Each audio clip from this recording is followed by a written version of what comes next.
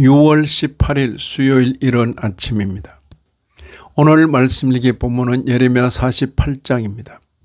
본문을 다음 네 단락으로 나눌 수 있겠습니다. 첫째는 1절 이하 10절 모압의 멸망, 둘째는 11절 이하 25절 재난 앞에서의 모압, 셋째는 26절 이하 35절 모압의 멸망 원인, 마지막 네 번째는 36절 이하 46절 모압이 당할 재난과 회복 선언. 오늘 본문은 모압의 멸망을 예언합니다. 1절 하반절부터 3절까지입니다. 오호라 너보여 그가 유린당하였도다.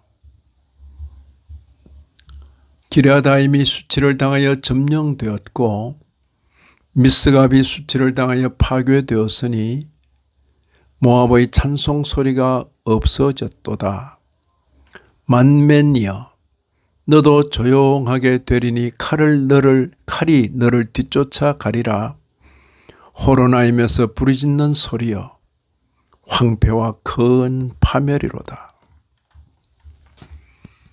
모압에 대한 심판 원인을 우선은 잘못된 의뢰와 우상 숭배라고 지적합니다. 7절에 네가 네 업적과 보물을 의뢰함으로 너도 정복을 당할 것이요. 너도 정복을 금오선은 그의 제사장들과 고관들과 함께 포로되어 갈 것이라. 우상 숭배죠. 모압에 대한 심판 원인은 교만이라고 지적하십니다. 교만. 26절을 보시면 모압으로 취하게 할지어다. 이는 그가 여호와에 대하여 교만함이라. 그리고 29절에도 보시면 우리가 모압의 교만을 들었나니 심한 교만 곧 그의 자고와 오만과 자랑과 그 마음의 그만이로다. 42절에도 모압이 여호와를 거슬러 자만하였으므로 멸망하고 다시 나라를 이루지 못하리로다. 이런 심판의 주체가 누구십니까? 바로 이스라엘의 하나님 여호와이십니다.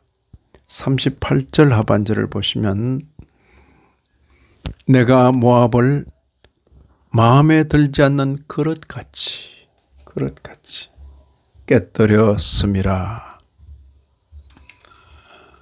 44절에서도 두려움에서 도망하는 자는 함정에 떨어지겠고 함정에서 나오는 자는 올무에 걸리리니 이는 내가 여기다 내가 모압이 벌받을 해가 임하게 할 것임이라. 내가